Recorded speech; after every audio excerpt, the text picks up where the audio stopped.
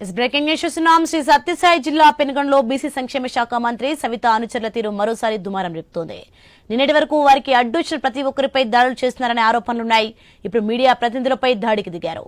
పెనుగొండ సమీపంలో ఇసుక అక్రమ రవాణా జరుగుతున్నట్టు సమాచారం అందుకున్న సిపిఐ నేత బాలస్వామి మీడియా ప్రతినిధులను తీసుకెళ్లారు. మీడియా ప్రతినిధులను చూడగానే మంత్రి సవిత అనుచరులు రెచ్చిపోయారు. ఒక మీడియా ప్రతినిధి సెల్ ఫోన్ లాక్కున్నారు. వారించేందుకు ప్రయత్నించిన సిపిఐ నేత బాలస్వామి పైన దాడి చేశారు. అక్కడి నుంచి నేరుగా పోలీస్ స్టేషన్ కి వెళ్లి తమపై సిపిఐ నేతే చెప్పులతో దాడి చేసి కులం పేరుతో దూషించారని ఫిర్యాదు చేశారు.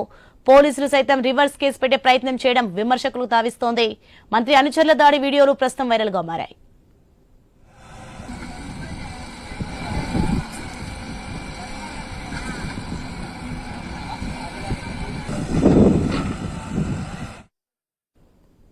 ఇదే అంశానికి సంబంధించి మరింత సమాచారం మా ప్రతినిధి రామాంజనేయులు మరింత సమాచారం అందిస్తారు.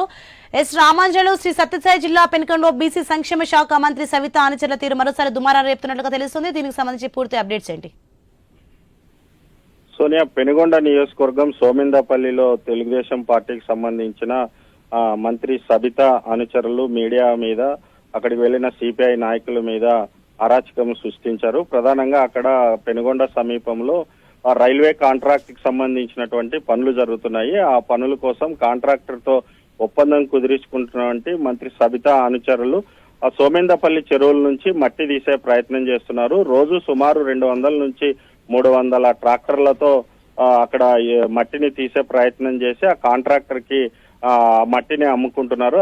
ఇదే విషయం మీద సిపిఐకి సంబంధించిన నాయకులు బాలస్వామి ఇక్కడ మట్టి తీయకూడదు, ఇది నిబంధనలకి విరుద్ధం అంటూ అక్కడ ఇరిగేషన్ కి సంబంధించినటువంటి అధికారులని తర్వాత మీడియా ప్రతినిధుల్ని తీసుకొని వెళ్లారు. అయితే నిన్న కూడా ఇదే రకంగా, అంటే 3 రోజుల నుంచి కూడా ఇదే రకంగానే మట్టిని తరలించే ప్రయత్నం చేస్తున్నారు. దీని మీద మీడియా ప్రతినిధులు తీసుకెళ్లిన ఆ సిపిఐ నాయకుని మీద కూడా దాడి చేశారు. చెరువు దగ్గరికి వెళ్లిన మీడియా ప్రతినిధులు సిపిఐ నాయకుల మీద ఒక్కసారిగా మంత్రి అనుచరులు టీడీపీ కార్యకర్తలు దాడి చేసే ప్రయత్నం చేశారు.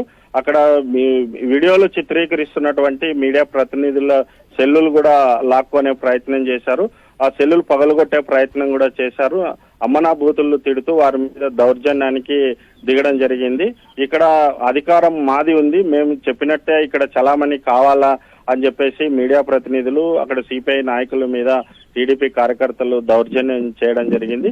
ఇదే విషయానికి సంబంధించి సిపిఐ నాయకులు బాలస్వామి అక్కడ పోలీస్ స్టేషన్ లో స్థానికంగా ఫిర్యాదు చేశారు. అయితే దీనికి పైగా మరి టీడీపీ కార్యకర్తలు నాయకులు కూడా వెళ్లి బాలస్వామి తమ మీద కులం పేరుతో దూషించారని చెప్పేసి రివర్స్ కేసు పెట్టారు. దీనికి పోలీసులు కూడా వంతన పలకడం జరిగింది. అయితే ఈ రకంగా చెరువులో మట్టిని తరలిస్తుంటే స్థానిక అధికారులు గాని పోలీసులు గాని చర్యలు తీసుకొని పోగా అక్కడికి వెళ్లిన దీని మీద చర్య తీసుకోవాలని డిమాండ్ చేసినటువంటి సిపిఐ నాయకుల మీద ఈ రకంగా దాడికి దిగి కేసులు బనాయించే ప్రయత్నం అయితే చేస్తున్నారు. ఇదివరకు అనేకంగా మంత్రి సబిత మీద అనేకంగా ఆరోపణలు వస్తున్నాయి. ప్రధానంగా భూములు కబ్జా విషయంలో కానీ తర్వాత కొన్ని అక్కడ దౌర్జన్యంగా చేస్తున్నటువంటి కొన్ని పనుల మీద ఆమె మీద ఇంతకు ముందు కూడా ఇలాంటి ఆరోపణలు వచ్చాయి. అయితే మంత్రి అనుచరులు మీద చర్యలు తీసుకోవాలని చెప్పేసి స్థానికులు కూడా డిమాండ్ చేస్తున్నారు. తర్వాత ఈ విషయంలో సిపిఐ ఆందోళన చేయాలని చెప్పేసి నిర్ణయించింది. మీడియా ప్రతినిధి మీద దాడి చేసినటువంటి వారి మీద చర్యలు తీసుకోవాలని మీడియా ప్రతినిధులు కూడా కోరారు. సోనియా.